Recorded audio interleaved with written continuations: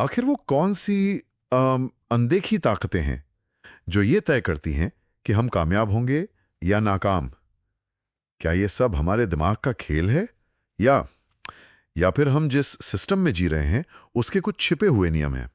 ये सवाल शायद हम सब कभी न कभी खुद से पूछते हैं, और आज की हमारी बातचीत इन्हीं दो ताकतों पर है, या कह सकते हैं दो तरह के आर्किटेक्चर पर। दो तरह के आर्किटेक्चर? हाँ, एक है हमारे दिमाग का अंदरूनी आर्किटेक्चर जो हमारी सोच, हमारा मुश्किलों से लड़ने का तरीका तय करता है, और दूसरा है हमारे आसपास की दुनिया का बाहरी आर्किटेक्चर। मतलब समाज, सरकार, हमारी कंपनी के नियम, वो सब? बिल्कुल, वो सब जो चुपचाप हमारे फैसलों पर असर डालते हैं। और आज हमारी कोशिश इन दोनों को समझने की है। मतलब मान लीजिए कोई है प्रिया जो बहुत काबिल है, मेहनत भी करती है, पर बार बार नाकाम हो रही है। तो सवाल ये है कि क्या प्रिया की नाकामी उसके अपने माइंडसेट की वजह से है या फिर वो एक ऐसे सिस्टम में फंसी है जो उसे जीतने ही नहीं दे रहा? बहुत अच्छा पॉइंट है। और इसी गुत्थी को सुलझाने के लिए चलिए पहले उस आर्किटेक्ट से शुरू करते हैं जो हमारे अंदर है। हमारा दिमाग। हमारा दिमाग, बिल्कुल। और इसकी सबसे अच्छी मिसाल मनोवैज्ञानिक कैरल ड्वेक के एक मशहूर प्रयोग से मिलती है। उन्होंने एक जैसी दिमागी काबिलियत वाले दो बच्चों को एक बहुत मुश्किल पहेली हल करने को दी, और दोनों का रिएक्शन एकदम अलग था, है ना? जमीन आसमान का फर्क था। एक बच्चा वो कुछ ही देर में परेशान हो गया, उसने पहेली फेंक दी और बोला मुझसे नहीं होगा, मैं शायद इतना स्मार्ट नहीं हूँ। उसने हार मान ली पूरी तरह से। लेकिन दूसरे बच्चे की आंखों में एक चमक आ गई। उसने कहा, वाह, ये तो मजेदार है, मुझे चुनौतियां पसंद है। तो मतलब एक ही मुश्किल, एक के लिए उसकी काबिलियत पर हमला थी और दूसरे के लिए खेल। और यहीं से तो वो ग्रोथ और फिक्स्ड माइंडसेट का पूरा आइडिया निकला। एग्जैक्टली। पहला बच्चा फिक्स्ड माइंडसेट का उदाहरण है। वो मानता है कि हमारी बुद्धि, हमारा टैलेंट, वो सब पत्थर की लकीर है, जन्म से तय है। और दूसरा बच्चा ग्रोथ माइंडसेट वाला। हाँ, जो मानता है कि काबिलियत एक मसल की तरह है जिसे मेहनत और प्रैक्टिस से बढ़ाया जा सकता है। लेकिन एक मिनट, क्या ये सिर्फ एक अच्छी सोच या पॉजिटिव थिंकिंग वाली बात है या इसके पीछे दिमाग में सच में कुछ होता है? नहीं नहीं, ये सिर्फ सोच नहीं है, ये हमारे दिमाग की असलियत है। एक कॉन्सेप्ट है जिसे न्यूरोप्लास्टिसिटी कहते हैं। न्यूरोप्लास्टिसिटी? हाँ, आप अपने दिमाग को एक घने जंगल की तरह सोचिए। जब आप कुछ नया सीखते हैं, जैसे साइकिल चलाना, तो आप उस जंगल में एक कच्ची पगडंडी बना रहे होते हैं। पहली बार में बहुत मुश्किल होती है। हाँ, हर कदम पे झाड़ियों में उलझने जैसा लगता है। बिल्कुल। लेकिन जब आप रोज प्रैक्टिस करते हैं तो वो पगडंडी धीरे धीरे साफ होती है, फिर चौड़ी होती है, और आखिर में एक पक्का स्मूथ हाईवे बन जाती है। एकदम सही। आपका दिमाग सचमुच फिजिकली बदल जाता है। फिक्स्ड माइंडसेट वाला इंसान मानता है कि जंगल में बस कुछ पुरानी टूटी फूटी सड़कें हैं और कुछ नहीं हो सकता। यहीं पर बात और गहरी हो जाती है। जब हम कोई गलती करते हैं तो हमारा दिमाग एक खास सिग्नल भेजता है। सिग्नल? हाँ, वैज्ञानिक इसे एरर रिलेटेड नेगेटिविटी या ERN कहते हैं, पर आप इसे अरे ध्यान दो वाला सिग्नल समझ सकते हैं। अच्छा, तो ये एक तरह का दिमागी अलार्म है जो गलती होने पर बजता है। हाँ, ये दिमाग का अपना तरीका है कहने का, या कुछ सीखने का मौका है, इसे गंवाना मत। तो ग्रोथ माइंडसेट वाले लोग इस अलार्म को सुनते हैं? वो न सिर्फ सुनते हैं बल्कि उस पर ध्यान देते हैं और सीखते हैं। लेकिन फिक्स्ड माइंडसेट वालों का दिमाग, वो इस सिग्नल को एक खतरे की तरह देखता है। खतरे की तरह? हाँ, वो गलती को फीडबैक नहीं बल्कि अपनी बेइज्जती समझते हैं, और उस बेइज्जती से बचने के लिए वो उस अलार्म को ही बंद कर देते हैं, वो सीखने का दरवाजा ही बंद कर देते हैं। अरे, तो ये कुछ वैसा ही है जैसे गूगल मैप्स आपको चेतावनी दे रहा है कि आगे बहुत बड़ा ट्रैफिक जैम है, रास्ता बदल लो। एक ड्राइवर उस चेतावनी को देखकर तुरंत दूसरा रास्ता ले लेता है और दूसरा ड्राइवर गुस्से में आकर फोन ही बंद कर देता है और उसी जैम में जाके फंस जाता है। आपने बिल्कुल सही एनालॉजी दी है। एक सीख रहा है, दूसरा खुद को सही साबित करने में लगा है। तो सवाल यह है कि अगर कोई उस दूसरे ड्राइवर की तरह है जो गुस्से में फोन बंद कर देता है, तो वो अपनी इस आदत को कैसे बदले? क्या इसका कोई प्रैक्टिकल तरीका है? हाँ, एक बहुत ही पावरफुल तरीका है। आप इसे एक तरह का कॉग्निटिव सर्किट ब्रेकर कह सकते हैं। कॉग्निटिव सर्किट ब्रेकर मतलब दिमाग के ऑटो पायलट को मैनुअल मोड पर डालने जैसा कुछ? बिल्कुल। उस पहले गुस्से वाले रिएक्शन को रोकने का तरीका, जी। ये आपके दिमाग को पुराने घिसे पिटे रास्ते पर जाने से रोकता है और उसे नए रास्ते सोचने का मौका देता है। कैसे काम करता है ये? इसके 3 आसान स्टेप्स हैं। जी। पहला है चैलेंज। जी। जैसे ही आपको फ्रस्ट्रेशन या हार मानने वाली भावना महसूस हो, बस उसे पहचानिए। कुछ करना नहीं है, बस ये मानना है कि हाँ, मुझे गुस्सा आ रहा है। ठीक है, पहला स्टेप है पहचानना। फिर दूसरा और सबसे जरूरी स्टेप है रिस्पॉन्स। तुरंत रिएक्ट करने के बजाय 60 सेकंड का ब्रेक लीजिए, सिर्फ 1 मिनट। 1 मिनट का पॉज। हाँ, ये कहना आसान है, करना मुश्किल। मैं खुद कई बार 60 सेकंड का पॉज लेने के बजाय सीधे रिएक्ट कर जाती हूँ। ये एक प्रैक्टिस है, कोई जादू की छड़ी में ही। ये 1 मिनट का ब्रेक आपके ऑटोमेटिक फिक्स्ड माइंडसेट वाले रिएक्शन की चेन को तोड़ देता है। और उस 1 मिनट के ब्रेक में हमें क्या करना है? यही तीसरा स्टेप आता है, रीफ्रेम।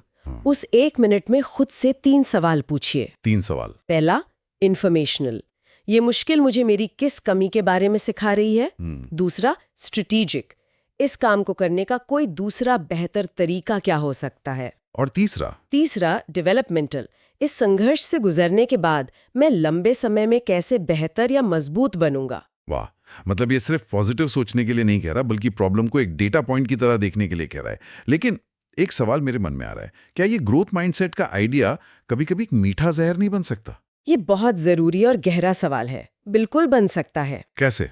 सोचिए, एक कंपनी है जिसका मैनेजमेंट खराब है, डेडलाइन अवास्तविक है और कर्मचारियों पर बहुत ज्यादा दबाव है। अब अगर कोई कर्मचारी बर्नआउट होकर काम छोड़ देता है तो कंपनी बड़ी आसानी से कह सकती है, ये हमारी गलती नहीं है, तुम्हारा माइंडसेट ही फिक्स था। एग्जैक्टली। अगर तुम्हारा ग्रोथ माइंडसेट होता तो तुम इस चैलेंज को एक मौके की तरह देखते। अरे, मतलब ये तो सिस्टम की खामियों को छिपाने और सारा दोष उस बेचारे कर्मचारी पर डालने का एक बहुत आसान हथियार बन गया। बिल्कुल। तो हमारी दोस्त प्रिया, जिसका हमने शुरू में जिक्र किया था, हो सकता है कि उसकी प्रॉब्लम उसका माइंडसेट हो ही ना। हो सकता है कि वो जिस कंपनी में काम कर रही है उस कंपनी का ही माइंडसेट फिक्स्ड हो। एक इंसान का ग्रोथ माइंडसेट एक टूटे हुए सिस्टम से ज्यादा देर तक नहीं लड़ सकता। और जैसे एक कंपनी का माइंडसेट फिक्स्ड हो सकता है, वैसे ही सरकारें भी ऐसे सिस्टम बना सकती हैं जो हमारे व्यवहार को नियंत्रित करते हैं, और अक्सर ऐसे तरीकों से जिनके बारे में हमें पता भी नहीं चलता। तो चलिए अब इस बाहरी आर्किटेक्चर को समझते हैं। आपने एक बड़े अमेरिकी टैक्स बिल का जिक्र किया था। हमें उसकी सारी बारीकियों में जाने की जरूरत नहीं, लेकिन उसके पीछे छुपे हुए नियम क्या थे? उसका पहला नियम था दिखावे की सरलता। सरकार ने कहा, आपको अपनी रसीदें और खर्च का हिसाब किताब रखने की जरूरत नहीं, हम आपको सीधे सीधे एक बड़ी रकम की छूट दे देते हैं। सुनने में तो बहुत अच्छा लगता है। किसी का घर संभालना पसंद है। बिल्कुल, लेकिन इसका एक छिपा हुआ अनपेक्षित असर हुआ। क्या? पहले लोग जब किसी चैरिटी को दान देते थे तो उसकी रसीद दिखाकर टैक्स में छूट लेते थे। अब जब सरकार ने पहले से ही एक बड़ी छूट दे दी तो लोगों ने रसीदें इकट्ठा करना बंद कर दिया। हाँ, और धीरे धीरे कई लोगों के लिए दान देने का एक बड़ा कारण ही खत्म हो गया। नतीजा ये हुआ कि पूरे देश में चैरिटीज को मिलने वाले दान में भारी कमी आ गई। बाप रे, मतलब एक अच्छा इरादा समाज के एक जरूरी हिस्से के लिए नुकसानदेह बन गया। यही सिस्टम का खेल है। वाह, ये तो अप्रत्याशित है। क्या इस बिल में ऐसे और भी छिपे हुए असर थे? इसका दूसरा नियम था चुनिंदा विजेताओं का खेल। बिल ने कुछ खास ग्रुप्स को टैक्स में बड़ी छूट दी, जैसे रेस्टोरेंट के वेटर्स की टिप पर या फैक्ट्री वर्कर्स के ओवरटाइम पर टैक्स कम कर दिया गया। लेकिन इससे तो एक अजीब सी रेस शुरू हो सकती है। मतलब कंपनियां अपनी बेसिक सैलरी कम करके कर्मचारियों को ओवरटाइम में ज्यादा पेमेंट करने लग सकती हैं। पूरी संभावनाएं, सिस्टम ऐसे ही व्यवहार को बढ़ावा देता है। ये तो सिस्टम के साथ खिलवाड़ करने जैसा हुआ। और इस खेल में सबसे बड़ा जैकपॉट मिला सीनियर सिटीजन्स को। 65 साल से ज्यादा उम्र के लोगों की एक अच्छी खासी कमाई को पूरी तरह से टैक्स फ्री कर दिया गया। तो एक तरफ कुछ चुने हुए लोगों को इनाम दिया जा रहा था, और जब भी इनाम होता है तो कहीं ना कहीं कोई छिपी हुई सजा भी होती है। बिल्कुल, और वही था तीसरा नियम, अदृश्य सजा। इसे मैरिज पेनल्टी भी कहा गया। रुकिए, क्या? शादी करने की सजा? ये कैसे हो सकता है? कोई भी सरकार शादी करने के लोगों को सजा क्यों देगी? ये जानबूझकर नहीं किया गया, ये सिस्टम की एक खामी थी। देखिए, ज्यादातर लोगों के लिए शादी करने पर टैक्स कम हो जाता है। हाँ, ये गणित उल्टा पड़ गया। उस टैक्स ब्रैकेट में अगर 2 ज्यादा कमाने वाले लोग शादी कर लेते तो उन्हें सिंगल रहने की तुलना में कहीं ज्यादा टैक्स देना पड़ता। मतलब सिस्टम अनजाने में ही सही देश के सबसे सफल लोगों को शादी ना करने के लिए एक आर्थिक प्रोत्साहन दे रहा था। हाँ, एक तरह से। ये तो बहुत ही अजीब है। तो ये सब तो व्यक्तिगत स्तर पर हो रहा था, लेकिन अगर हम जूम आउट करें, पूरे देश की अर्थव्यवस्था को देखें, तो इस बिल का क्या असर हुआ? असली कहानी वही है। इन सब टैक्स छूटों की वजह से देश पर अगले 10 सालों में $3.4 ट्रिलियन का अतिरिक्त कर्ज चढ़ गया। 3.4 ट्रिलियन? हाँ, स्थिति इतनी बिगड़ी कि मूडीज जैसी बड़ी क्रेडिट रेटिंग एजेंसी ने इतिहास में पहली बार अमेरिका की क्रेडिट रेटिंग गिरा दी। इसे हम ऐसे समझ सकते हैं जैसे किसी व्यक्ति का सिविल स्कोर गिर जाता है। जब किसी का सिविल स्कोर गिरता है तो उसके लिए लोन लेना मुश्किल और महंगा हो जाता है। एकदम सही।